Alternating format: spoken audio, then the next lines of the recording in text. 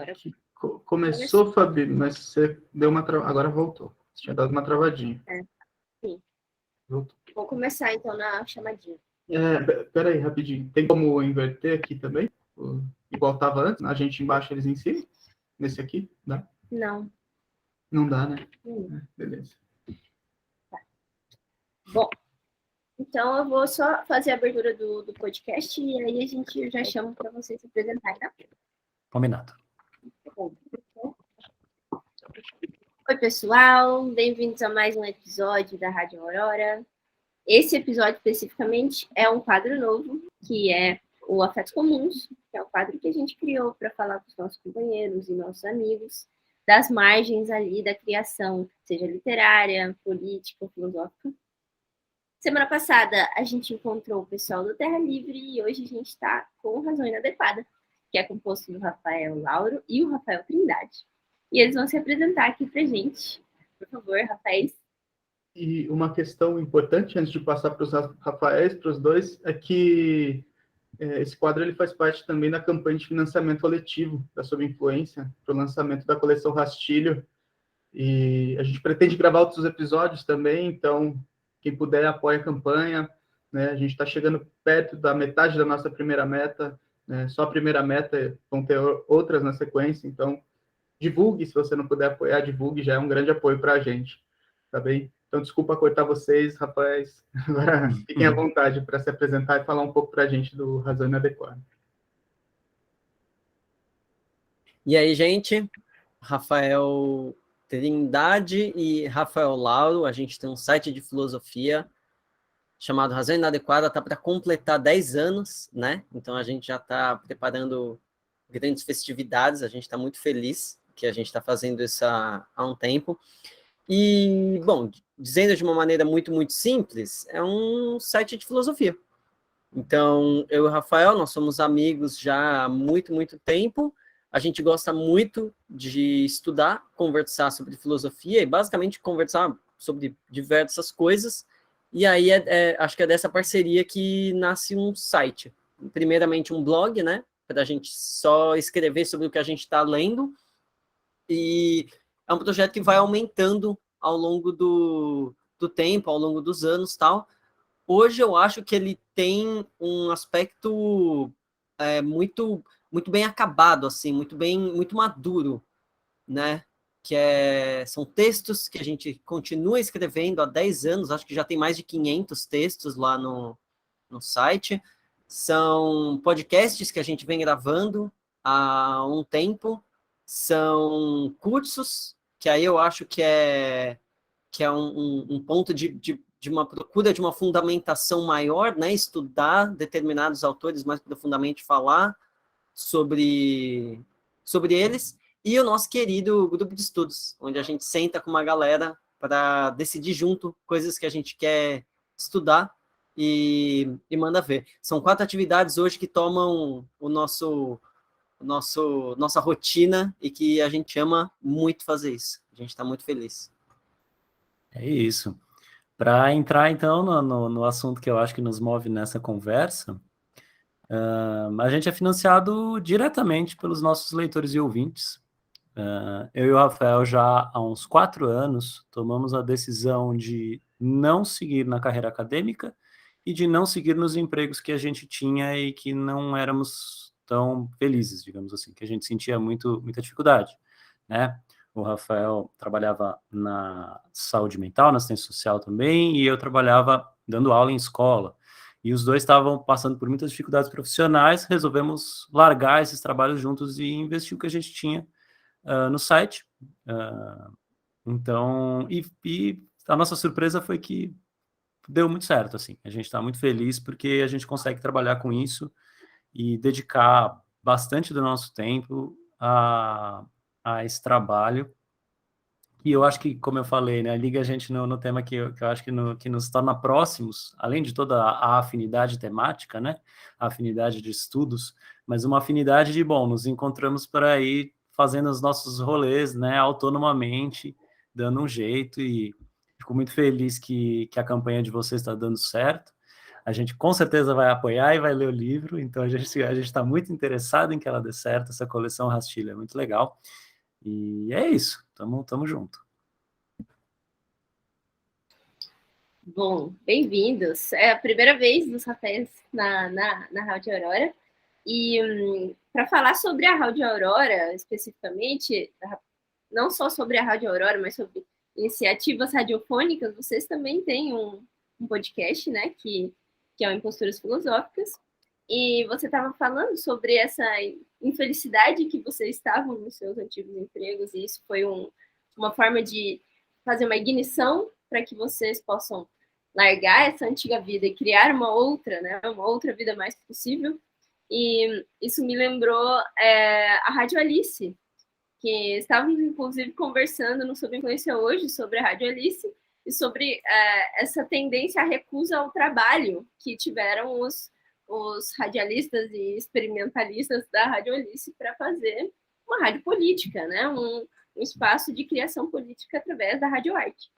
E como foi para vocês essa recusa ao trabalho e qual o impacto disso na razão inadequada e no Imposturas Filosóficas?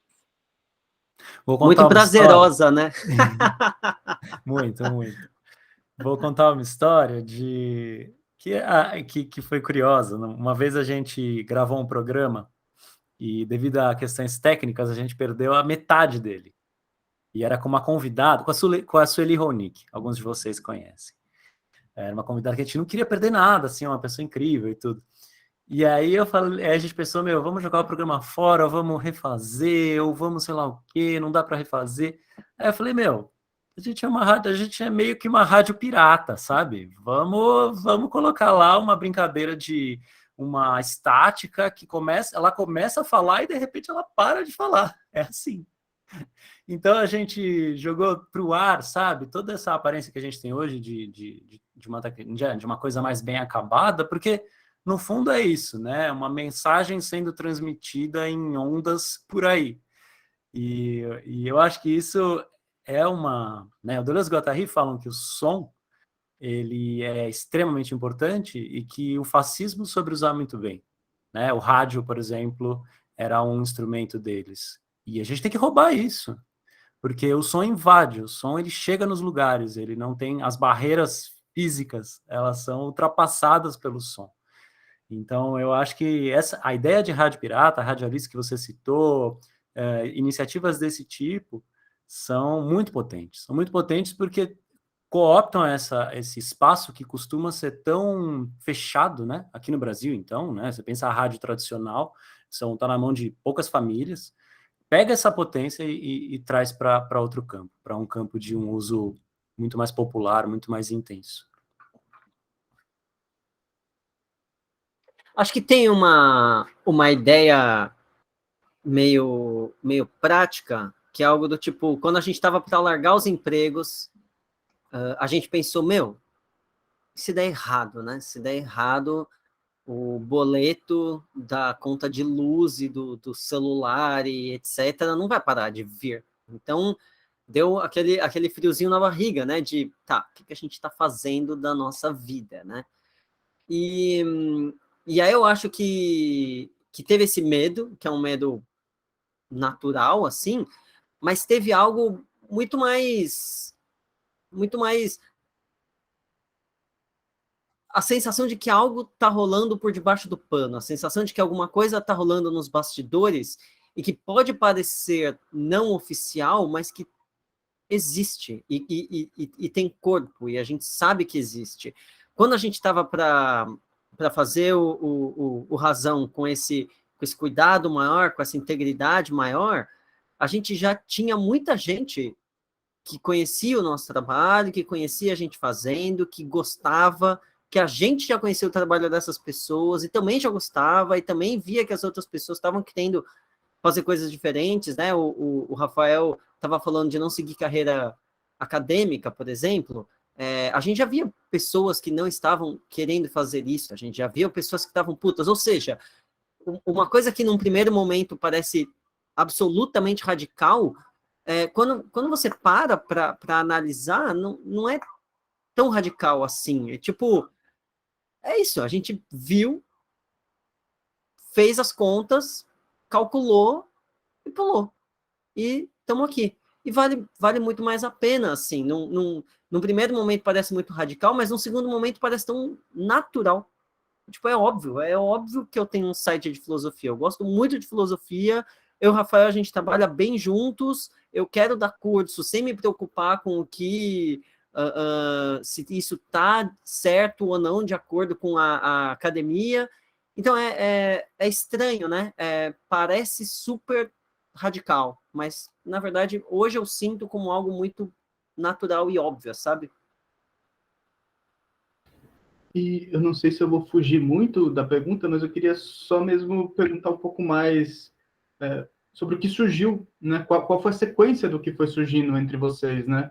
Primeiro, vocês se juntaram para escrever textos, e como isso foi, né, se transformando ao longo desses anos todos, desses 10 anos, e em conjunto com a comunidade que vocês estavam formando, né? Foi alguma coisa que vocês sentiram uma necessidade vindo, né, dessas pessoas, ou foi uma coisa de vocês? Enfim, que vocês falassem um pouco sobre como se deu essas mudanças, né, dentro de vocês e dentro da razão.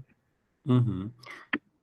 A gente se juntou para escrever o primeiro texto no dia 12 ou 15, a gente não lembra, entre os dias 12 e 15 de outubro de 2012, ou seja, 10 anos atrás. E a gente sentou para escrever um primeiro texto de inaugurar um site. Então começou assim, começou com esse ato da gente numa madrugada qualquer, sentando para inaugurar um espaço, né? Só que a gente não sabia que a gente estava fazendo mais do que isso, né? Naquele momento, hoje a gente sabe que naquele momento aquilo era muito sério, e a gente tratava com seriedade, mas a gente não sabia que ia trazer a gente até aqui.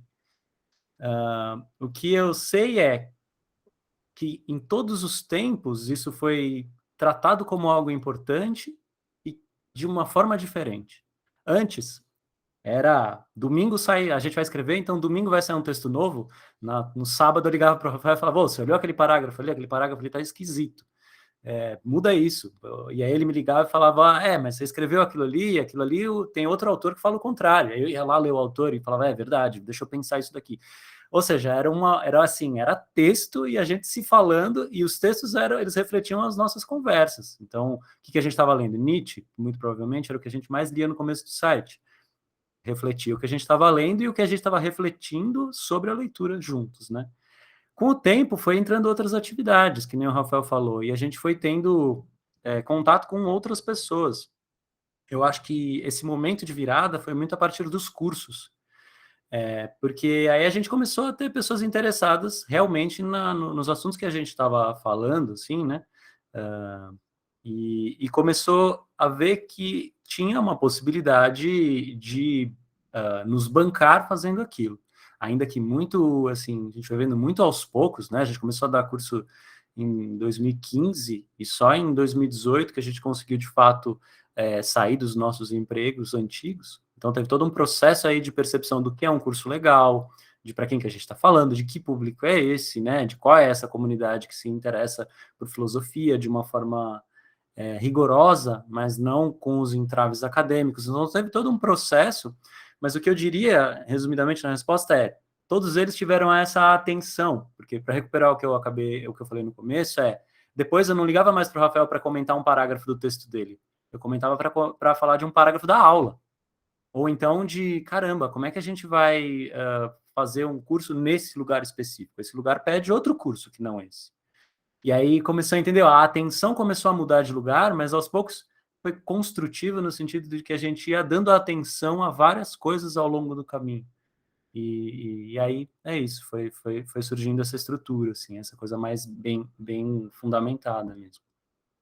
Então, talvez dê para falar um pouco de como as relações que a gente foi travando ao longo do tempo foram influenciando muito isso, porque não é mentira falar que o site começou de uma amizade e se sustenta por causa de uma amizade, mas não dá para falar que é só isso, né? Hoje é impossível falar que é só isso. Então, isso continua, mas, por exemplo, há toda uma relação com a filosofia que foi mudando, né? Como o Rafael disse muito bem, no começo a gente gostava muito de ler Nietzsche, a gente ainda gosta muito, mas definitivamente na minha estante tem muito mais livro do que só Nietzsche, com certeza. Então, a gente não é um site que fala da filosofia nietzschiana.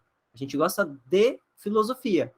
E aí, a gente gosta de ler muitas coisas, legal. A gente gosta, inclusive, de ler coisas fora da filosofia. Mas aí, de repente, a gente tem um grupo de estudos. E alguém vira e fala, puta, tava bem a fim de estudar isso. E aí a gente fala, ó, nossa, eu não sei nada desse assunto. A pessoa fala, meu, vamos junto então. A gente pega o livro, começa a ler e vamos embora. E aí, de repente, tem mais uma coisa acontecendo. Então, de repente, a gente está travando uma relação com essas pessoas do grupo de estudos que estão dizendo, eu sei que você não leu, tá na sua cara, mas a gente tá a fim de ler, e agora? Como é que a gente faz? E aí a gente fala, vamos embora. E aí a gente começa a ler uma coisa que é diferente do que a gente está acostumado. E só para pegar mais uma coisa, o Rafael vem da música e eu venho da psicologia. E eu sinto que isso também passa pelo site de maneiras novas, assim, né?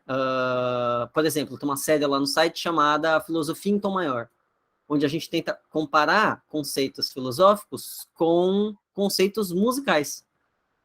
E agora, por exemplo, eu estou dando um curso de Spinoza como psicólogo, onde eu tento entender um pouco melhor o que aconteceu com esta filosofia e o que ela influenciou os pensamentos da psicologia que foram aparecer depois. Ou seja, você vai se relacionando e você vai se diferenciando, e as coisas vão aparecendo, né? Então, se você tá aberto para isso, se você está prestando atenção nisso, essas coisas vão acontecer, né? E, nesse sentido, eu digo que é um site pouco dogmático, assim, porque as coisas vão fluindo, vão acontecendo, vão mudando conforme essas relações vão se dando, né?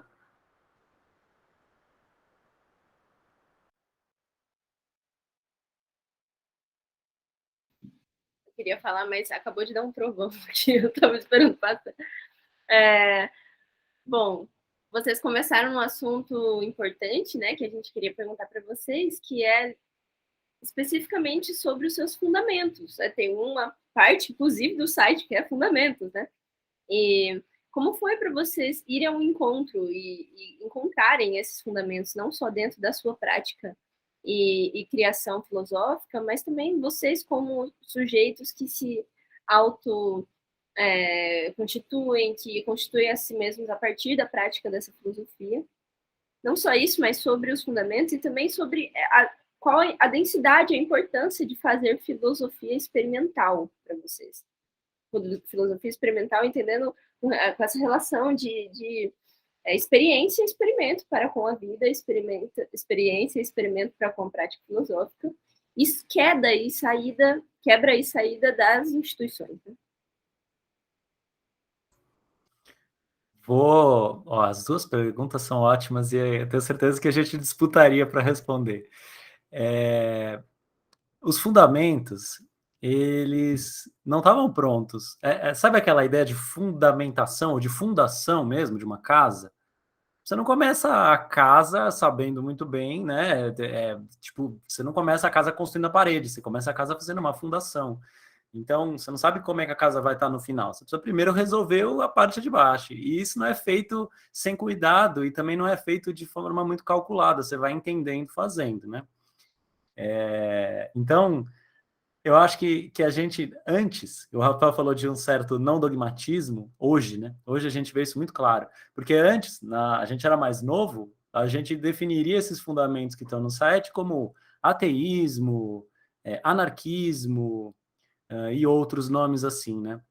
E hoje, quais são eles? Outros, né? A gente chama de Tratado de Imanência, Micropolítica e Ética da Doçura. Esses são os nossos fundamentos. Eles não se inscrevem muito bem ou não cabem muito bem em nenhum desses nomes que eu falei, né? Então, o que eu acho que é valioso a gente foi se dando conta do que é que nos agradava em diversas vertentes e formulando isso em fundamentos que faziam sentido para a gente. Ou seja, quando a gente fala de um tratado de imanência, a gente fala de uma preocupação muito grande em viver uma vida digna, autêntica, aqui e agora, né? Contar com isso que a gente tem como vida para pensar e para viver mesmo. quando a gente fala de micropolítica, a gente fala muito menos de uma prática institucional e de uma revolução que vai mudar de cima para baixo o modo de vida, mas de relações ao alcance da mão e de mudanças possíveis dentro daquilo que nós somos e dos que estão em torno de nós. Quando a gente fala de ética da doçura, a gente fala de uma busca por encontrar medidas que sejam próprias para a gente. A gente fala de um corpo que tem a sua natureza e de encontrar essa natureza e de encontrar um tipo de vida que responda bem a essa natureza, né? Como uma roupa que você veste que lhe cai agradavelmente, né? Uma ética da doçura vai por esse caminho. Ou seja, são fundamentos que, sim, têm influência de ateísmo, têm influência de anarquismo, têm influência de outros desses nomes, a gente jamais negaria, mas que são, mas que abrem esse campo, sabe? Abrem um campo de maior respiro, assim, para a gente pensar mesmo, e para a gente desenvolver melhor. Como eu já falei mais, eu vou deixar para o Rafael responder essa ideia de fazer filosofia de modo experimental, que eu acho essa ideia muito boa. Eu fico pensando, vamos supor que você saiu de casa e aí você está indo ver uma pessoa que você gosta. E você põe no GPS, mas aí acaba a bateria do GPS. E aí você vai usando as placas. Mas de repente você está num lugar que você não encontra direito as placas. E aí você para alguém na rua e fala, eu tô indo pro bairro tal, como é que eu faço para chegar no bairro tal? E aí o cara fala, tá super perto, vira direita, vira esquerda, não sei o que lá. A gente está desesperado para encontrar norteadores. Esses norteadores eles são encontrados de diversas maneiras. Então eu acho que quando a gente fala de uma filosofia experimental, significa que a gente não foi um dia numa aula e o professor falou para a gente, olha, eis Platão, eis São Tomás de Aquino, eis Heidegger, o que quer que seja. E aí a gente pegou isso e falou, esse é o meu norte, é só isso que eu vou usar, isso é a minha referência para todas as coisas que eu for fazer, o certo e o errado, o bem e o mal, o feliz ou infeliz, agora essa é a maneira. A gente não tem isso, isso vai variando, do mesmo jeito que quando acaba a bateria do celular, a gente começa a olhar as placas, do mesmo jeito que a gente pergunta para as pessoas na rua. A gente está experimentando, a gente não sabe, a gente está experimentando. Então eu ligo para o Rafael e falo, cara, eu estou lendo Bergson, é o filósofo mais incrível que eu já li na minha vida. E ele fala, da hora, manda ver, vamos ler Bergson agora. E aí a gente está lendo e curtindo. Mas é isso, não vai ser de agora em diante o filósofo que eu vou ler até morrer, e todo mundo que fala mal do Bergson eu vou deixar de ser amigo e vai, né, vou me afastar da pessoa. Significa que agora eu estou experimentando isso. E esse experimento, ele é muito intenso, ele é muito transformador, e sim, ele é muito norteador em determinados momentos, né? Eu fico pensando no quanto os navegadores ficavam aterrorizados num dia nublado em que eles não conseguiam, numa noite nublada em que eles não conseguiam ver as estrelas. Eles deviam ficar aterrorizados. E no nosso caso é um pouco o contrário, né? A gente tem norteadores demais, né? Toda vez que você entra na internet, tem algum guru dizendo qual é o caminho que você tem que seguir. Eu acho que a gente acredita nos gurus dando risada deles, né? A gente lê eles e fala, pô, legal. E ao mesmo tempo pensando, você não sabe o que você está falando. Eu estou curtindo aqui, mas você não sabe exatamente o que você está falando, porque tem um fulano falando outra coisa. Essa filosofia experimental, eu acho que ela é um pouco essa brincadeira. A gente tem determinados fundamentos, mas repara como esses fundamentos, eles são... se você pegar ateísmo e anarquismo, que não são mais os nomes que a gente usa, são prefixos de negação. Ou seja, basicamente a gente está dizendo que a gente não é. A gente não é alguém que acredita num poder transcendente que diz como a gente precisa se guiar, e a gente não é alguém que acredita num governo transcendente que diz o que é o certo e o que é errado. A gente está procurando respostas, e ao longo desse percurso a gente vai encontrando realmente respostas. Mas é isso. Depois de um tempo, essa resposta deixa de ser verdadeira, né? E aí a gente procura outras. Um acréscimo só sobre essa ideia de... que eu não aguento, né? Essa ideia de filosofia experimental é eu acho que ajuda nesse, né, a se localizar, é uma espécie de tentativa de fazer, assim, aprender fazendo. É tipo, eu não sei escrever direito, eu não estudei tudo para dar esse curso, eu não li todos os livros do mundo para poder escrever essa tese, mas eu não preciso disso, sabe? É tipo, vamos tentar fazer e vamos ver o que acontece, sabe? Por isso a nossa teimosia, né? A gente que fez o site, as pessoas que trabalham com a gente são nossos amigos, a gente, sabe? A gente é meio teimoso no sentido de se submeter a algum tipo de exigência profissional, algum tipo de demanda institucional, algum tipo, né? A gente não usa currículo no site para nada. Esse tipo de coisa que é meio experimental mesmo, tipo, se eu vacilar, tá tudo bem, sabe? A gente tá junto, tá tudo bem, não tem problema. Se eu falar uma bobagem, tá tudo bem, eu falo bobagem. Sou uma pessoa que está tentando escrever, tentando pensar. Pensar um pouco a partir de si, tentar, né? Tentar aprender fazendo. Tudo isso que vocês falaram faz muito sentido na linha Nossa Salvação é Viver, do texto, né? E me parece, sobre tudo isso, sobre essa filosofia do experimento ou da tentativa e do não cálculo do erro, me parece ter um pouco de deriva e um pouco de devir também, né? Que são duas questões que vocês trabalham bastante, junto com essa questão da salvação ser viver. E o que é isso, a salvação ser viver?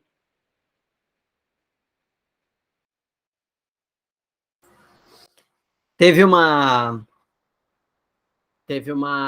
paciente que ela ficou muito, muito, muito triste, porque ela pensou, eu acho que quando eu morrer, ninguém vai estar segurando a minha mão. E esse pensamento ele foi desolador para ela. Foi um pensamento muito, muito forte, assim. Eu tenho muito medo de quando eu morrer, ninguém está segurando a minha mão. E eu fiquei pensando muito nisso, assim, eu fiquei muito tocado, porque é aquela sensação de eu tô indo embora da festa e ninguém tá me dando tchau, ninguém vai sentir minha falta, ninguém... Começou a chover bastante aqui. Ninguém vai vir aqui na porta se despedir de mim, ninguém vai falar, cara, foi muito bom, ninguém... Eu fiquei com esse pensamento muito forte, e eu senti muito essa questão da imanência, que ela em nenhum momento falou de ela vai para o céu ou para o inferno, se ela cometeu algum pecado ou não, se Deus está orgulhoso dela ou não, se... Não, ela só queria... Ela estava pensando na relação, na pura relação. Qual é a relação que eu estabeleci com as pessoas aqui? E eu acho que é um pouco isso, assim, a solução é viver, e esse assunto vai muito, muito, muito longe, mas só para tentar começar a responder isso, que é algo do tipo, a gente está aqui agora, né? A gente está vivo. Eu tenho esse pensamento, pelo menos uma vez por dia, que a gente está vivo, a gente está realmente vivo e a gente vai morrer. Então, esse pensamento, ele é muito catalisador das coisas. E eu acho que é isso que faz circular. O que acontece quando você faz a sua vida circular em torno desse pensamento? A gente está vivo e não dura para sempre. A gente vai morrer. E aí eu acho que só para começar a tentar responder, é meio que por aí, né? Estamos aqui agora. O que a gente faz com isso? Nesse sentido, tem uma frase de um livro nosso, né? Não sei se a Fabi comentou no podcast que ela foi, agora não me recordo, mas a gente já comentou em outro podcast que é a frase da Luiz Michel, né? A energia do desespero não é vencida jamais, que é uma frase que, junto com ler e caminhar, podem salvar sua vida e te levar para a cadeia. A gente, da Subinfluência, tem como um direcionamento, né? Porque muito, muito do que a gente criou saiu do desespero, né? Saiu dessa energia do desespero, de fato, né? De precisar, ter a necessidade de estar ali presente, reunido para, né, para que aquilo acontecesse. E queria saber de vocês, de onde parte, né, também, e para onde vai essa energia e qual que ela é, enfim, alguma coisa nesse sentido. As frases que você citou merecem tratados inteiros, né? É até difícil né? Que capacidade de síntese, né? Eu acho que tem tudo a ver os 3 fundamentos, digamos assim, que a gente propõe, eles estão totalmente interligados também, né? A gente divide em 3, mas é a mesma coisa. Porque quando você pensa uma vida que se regula por si mesma, você cai na política, que tem um pouco a ver com a frase que você trouxe, né? Só de ver as coisas, você pode ir para a cadeia. Se você ver demais determinadas coisas, isso pode se tornar perigoso para a maneira como as coisas estão constituídas. Porque a maneira como a gente se move no mundo, ela altera o mundo. Ou não, também. Mas se a gente se move de uma determinada maneira, a gente altera esse mundo. E eu acho que você perguntou da onde vem a energia para fazer o que a gente faz. Eu acho que num primeiro sentido, vem desse mover-se melhor no mundo, assim, num sentido quase individual e subjetivo, no sentido de, caramba, eu quero pensar melhor para viver melhor. Mas isso chega com muita força na nossa atividade, por exemplo, quando a gente vai fazer um site e a gente tem que burocratizar algumas coisas, porque é inevitável, e a gente encontra o Estado, e a gente encontra algum empecilho, a gente encontra alguma dificuldade no meio do caminho, a gente pensa, bom, como é que a gente vai se mover? Como é que a gente vai fazer isso? Ou quando alguém vai trabalhar com a gente pensa, como é que a gente vai cuidar dessa relação? Né? Então, a maneira como a gente pensa faz a gente se mover de um determinado jeito e faz a gente mover determinadas coisas também. Então, eu acho que tentar dar uma coesão nisso é um pouco da nossa busca, um pouco da nossa energia, como você falou, né? Não adianta nada eu falar de uma filosofia independente, uma filosofia atenta, de uma filosofia que se preocupe com a vida, que seja singular, que parta das pessoas, que seja popular, e eu tenho uma prática institucional completamente diferente dessa. E eu vou fazer discurso motivacional para funcionário de empresa trabalhar melhor. Então, eu acho que tem uma tentativa de pensar bem, mover-se bem no mundo, mas resistir um pouco a ele, alterar algumas coisas, fazer o que está no seu campo de ação, para que ele se modifique um pouco também, sabe? A gente não tem a ilusão de que a gente vai viver um mundo justo, um mundo politicamente acertado, justo, ou que a gente vai participar desse processo de purificação do mundo. Mas a gente tem a certeza de que se a gente vive, considerando a nossa própria vida como critério, e tentando colocar essa forma de pensar e viver no mundo, porra, isso é algo que empolga, isso é algo que traz a gente de novo para uma questão política e interessante, que nos dá uma energia mesmo, como foi a palavra que você usou. Quando eu fui no podcast de vocês, eu comentei muito sobre um texto chamado A Ferro Corte, ou A Ferro Culto. E uma vez que vocês vinham ao nosso, eu fiz questão de pegar aqui uma parte que foi importante, eu não lembrei na hora como ipsis literis, como dizer, mas que eu queria retomar ela aqui agora para falar sobre essa vida digna. É o comecinho da Ferro Corte, ele fala assim: como romper com essa mesma realidade e confrontar a própria vida?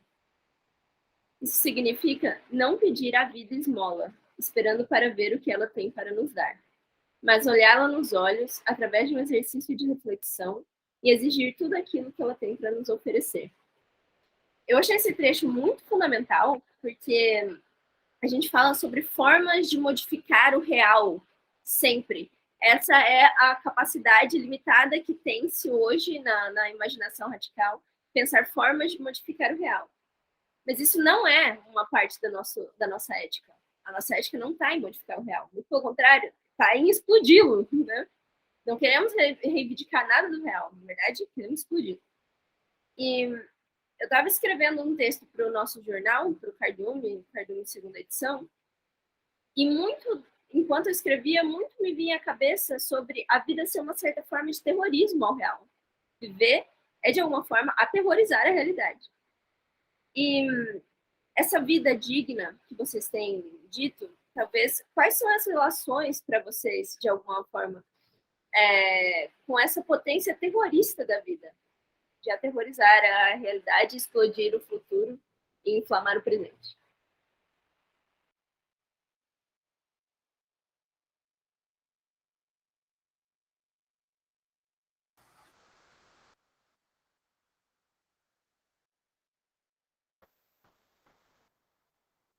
Acho que a gente está, no momento, num lugar mais sutil.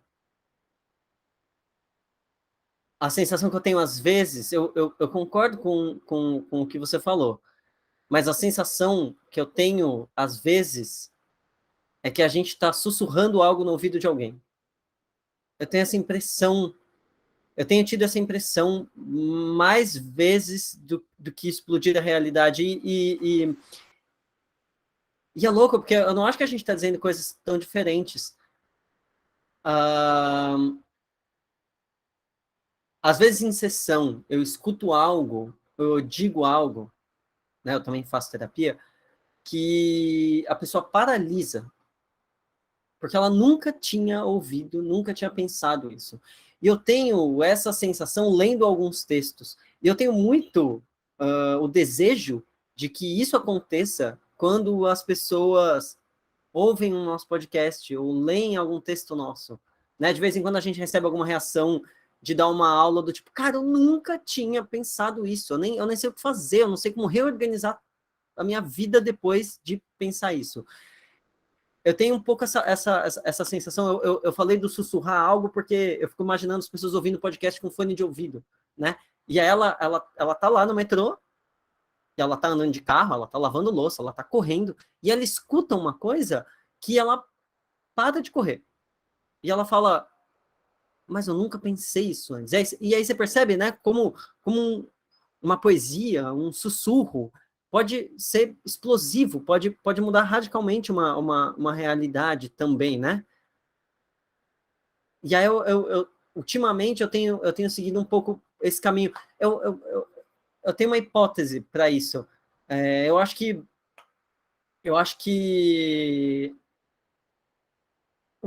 esse período Bolsonaro ele é muito explosivo, ele é muito barulhento.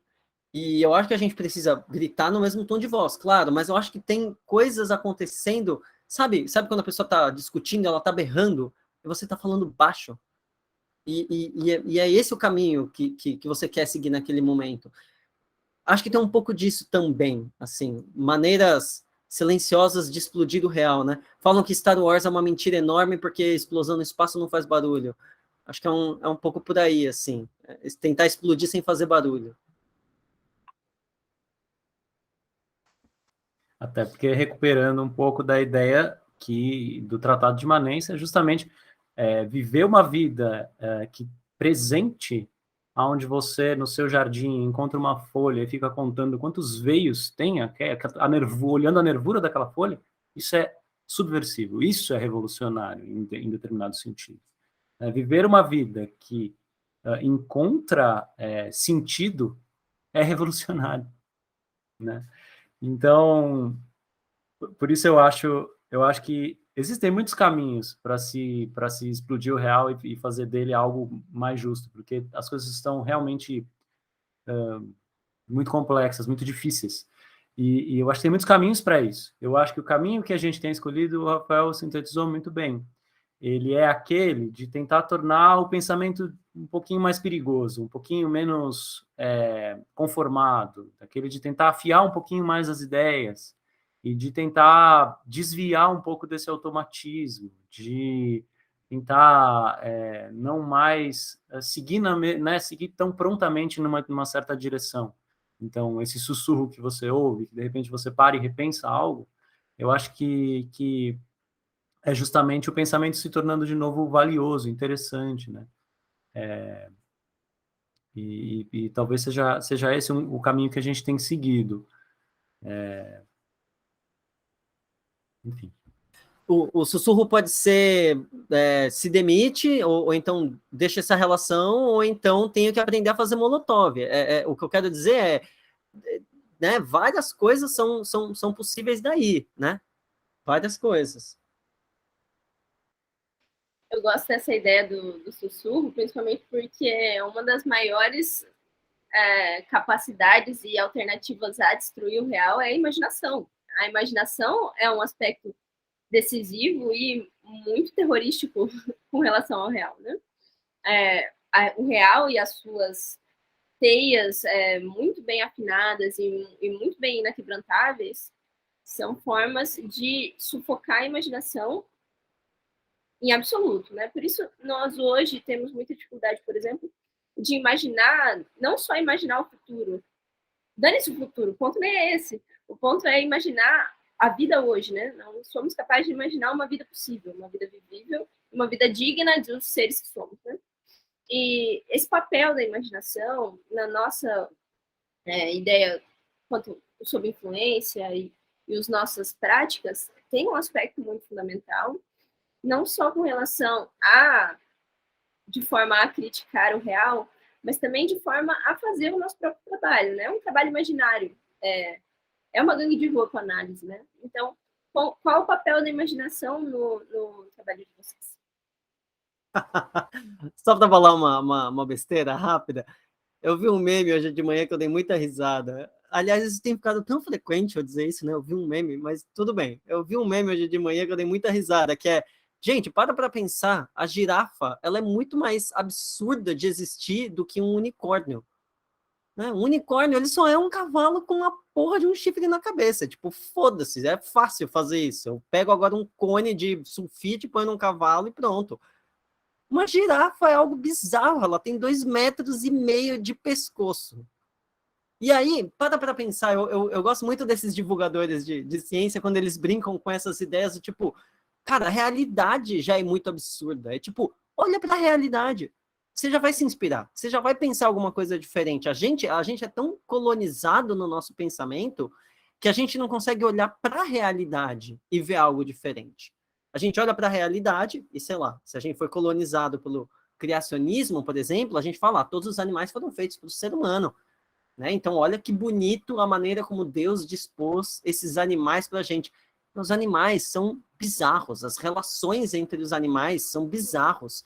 As relações entre, sei lá, estrelas de nêutrons são bizarras. Então, o que eu quero dizer é, a gente pensa na realidade como algo frio, e aí a gente corre o risco de cair nesse, não, a gente tem que imaginar outras realidades, mas não, a gente foi colonizado para não imaginar e não olhar a realidade.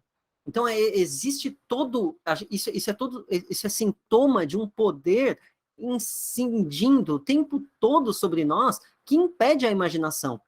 E aí você pode falar, mas então eu vou imaginar que com o meu livre-arbítrio, com a minha força de vontade. Não, é tipo, se você olhar para a realidade, você já vai encontrar uma explosão de novos sentidos, de novas possibilidades, de novos caminhos, de novas saídas, né? O que falta à imaginação é voltar a sentir o corpo.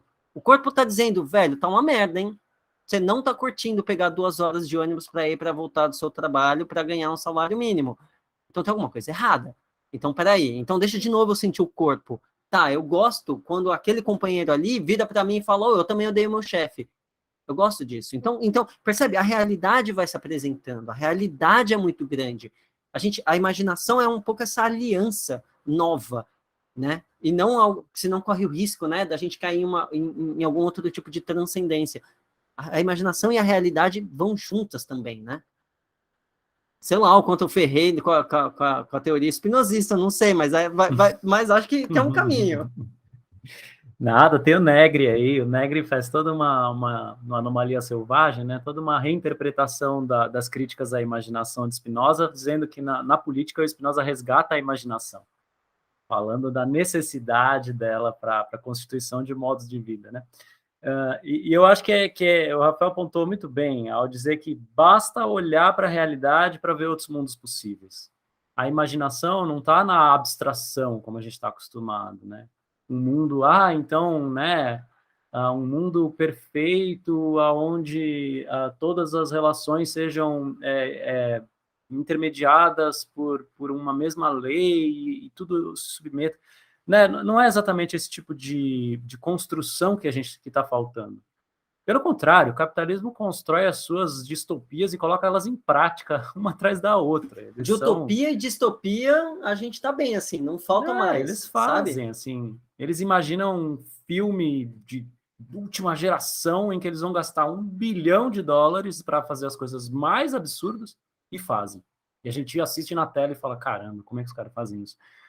Ou seja, não falta abstração. A abstração tá tudo bem, assim. O que falta é essa imaginação ligada às possibilidades, às outras possibilidades do real. Essa imaginação com potência criativa diante da realidade. É isso que falta. Estou estudando muito helenismo, né, filosofia antiga, e eu me surpreendi em descobrir que na Grécia Antiga existia uma instituição chamada liturgia, que obrigava os mais ricos a devolverem uma parte para a cidade. E hoje a gente faz essa discussão que é importante, né? Pô, seria legal se os mais ricos pagassem impostos pra caralho, assim, né? Isso é o mínimo. E a gente acha que está falando uma grande novidade. Isso já existe há 2000 anos. Isso existiu na Grécia Antiga, isso foi meio subvertido em Roma, meio pervertido, meio zoado em Roma, e aí aconteceu alguns outros problemas históricos no caminho. Mas o que eu quero dizer não nos faltam realidade, sabe? Não, olha para a história, olha para a natureza, você vai descobrir novas maneiras de relação, novas sociedades, né? Basta olhar para as diversas experiências que a gente tem no mundo hoje, que a gente encontra outras maneiras de se relacionar. Outras sociedades constituídas de outras maneiras. Ou seja, a gente tá fudido, existe uma hegemonia de pensamento, uma hegemonia de vida muito zoada, mas, nossa, tem tantas formas possíveis, tem tanta coisa rolando que não dá nem para se sentir tão triste assim, sabe? Bem, muito bom acho que dá para a gente começar a encaminhar para o final a partir daí, né? Também por conta do horário. E eu acho que também o que a gente muito busca, né, sobre influência, né? Essa imaginação aliada à política, né? E como ela consegue transformar a realidade dessa forma. Então, se vocês quiserem deixar alguns últimos recados para as pessoas e também indicações, né? Enfim, abrir um pouco para vocês, para depois a gente retomar, acho que a Fabi também tem coisas para falar, e encerrar também por conta do horário. Mas é isso, queria agradecer muito vocês por terem vindo, por terem aceitado, e pelo início disso, né? Que eu acho que é só o início mesmo dessa nossa parceria em diversas formas possíveis. Então... É um início, queria agradecer muito e queria dar um recado. Uma ferramenta que a gente descobriu, eu digo num sentido de coletivos autônomos, é a do apoia o trabalho que você acha da hora, sabe? Fortalece o rolê que você acha da hora. Tá? Essa é uma ferramenta. É uma ferramenta que permite que eu e o Rafael a gente consiga desenvolver um trabalho diferente. E não está submetido a uma instituição que ia provavelmente impedir a gente de fazer algumas coisas e que não está submetido a uma lógica de lucro, de empresa, de capital. E eu acho que tem um monte de gente fazendo um monte de coisa da hora e optando hoje por essas alternativas. Então, o meu recado iria para você que ouve, procura se integrar na comunidade que você pertence, das coisas que você gosta, e circular não só financeiramente, mas circular nesses espaços, sabe? Ocupar esses lugares, ir falar com essas pessoas, entrar nesses lugares, fazer coisas. Eu acho que é esse o recado, assim, que eu tenho a deixar. Eu me sinto imensamente privilegiado de poder estar em volta dessas pessoas que chegam até mim querendo ajudar com que esse trabalho continue. E eu queria que... Eu acho que essa é uma saída. Eu acho que essa é uma saída, não. Esse é um começo. Esse é um lugar que a gente pode trilhar mais e melhor. Tem toda uma discussão, por exemplo, de pink money, né? Daí o Gillette é rosa e ele custa R$40, e quando ele é azul, ele custa 20, né? E aí tem vários grupos de compre das manas, por exemplo, né? Que é, a mina tá fazendo um negócio ali, tipo, compra o bolo dela, ao invés de comprar o negócio, né, muito mais caro. Eu acho essa discussão hiper importante, porque o quanto a gente faz E aí, vou usar a palavra dinheiro mesmo, daria para desenvolver a discussão de outro jeito, mas o quanto a gente faz as coisas circularem entre nós, né? E o quanto a gente apoia a nós mesmos fazendo as nossas coisas ao invés do dinheiro sempre ir para um banco filha da puta, para um site gigante, aglomerado, monopolista. Então, eu concordo plenamente com o Rafael, assim, o quanto é importante, né, esses laços irem se desenvolvendo. E aí, só para concluir com o Tratado de Imanência, com uma ideia muito simples e muito complicada. O Nietzsche fala do eterno retorno. Ele fala, imagina que um anjo ou um demônio ou qualquer coisa que seja chega para você e fala, olha, essa vida você vai viver ela de novo. Você vai viver ela eternamente, aliás. Você vai viver essa mesma vida num ciclo.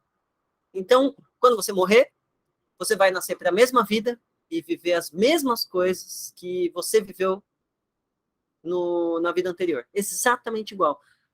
O que você acha disso? O que você acha dessa ideia? Você acha que eu sou um anjo ou que eu sou um demônio? Você acha isso uma bênção ou você acha isso uma maldição? Porque quando você tira todo o resto e valora a vida só por ela, pelo seu momento do seu nascimento, intervalo entre o momento do seu nascimento e o momento da sua morte, tudo está aí no fim das contas, né? Então, o quanto a gente faz esse momento, seu valor, o critério de valor desse momento, né? Essa ideia, eu acho ela, talvez muitos que estejam ouvindo conheçam, mas talvez alguns que estejam ouvindo não conheçam, e eu acho que é um critério muito bom para a gente pensar um tratado de imanência, né? E eu estou feliz, porque até o momento eu acho que eu viveria a mesma vida, exatamente igual, com todas as dores, os medos, os anseios, os desejos, as realizações, as alegrias. Então é um critério, né? Não tem mais Deus para dizer, a gente diz por nós mesmos, né? Ver se vale a pena ou não. Muito lindo isso. É uma tomada, né? Acho que isso é um chamado e uma tomada de ocupação e vivência do próprio corpo, da própria vida, né? É aquela frase do Spinoza que também é muito importante para a gente, que está presente no nosso livro Para Além da Biopolítica, que é os corpos não se dão conta do que podem. E é uma frase vivíssima do Spinoza e acho que ela causa esse mesmo chamado, né? Como ocupar o próprio corpo para ocupar a própria vida de uma forma em que ela seja uma vida de muitos, uma vida dos seus e uma vida dos seus companheiros e que seja uma vida vivível, uma vida vivida, né? Então, Rafael, muito obrigada pela presença de vocês e, acima de tudo, antes da presença, mas pelo encontro que temos e por nossa amizade e os nossos infinitos encontros que acontecem quando nós estamos juntos e quando também estamos separados por meio do nosso pensamento. Então, muito obrigada por isso. E estamos juntos sempre. Obrigada por participarem da Rádio Aurora. E, enfim, é isso. Muito obrigada por todo mundo que ouviu esse episódio do Afetos Comuns. Acho que esse nome aqui faz muito sentido em toda essa conversa. É um afeto comum. Então, obrigada a todo mundo. Alex, você caiu e entrou de novo? Voltei. É bem no final. Bom, enfim. Você parou a gravação? Ainda não. Peraí. Pronto. Não, ainda não.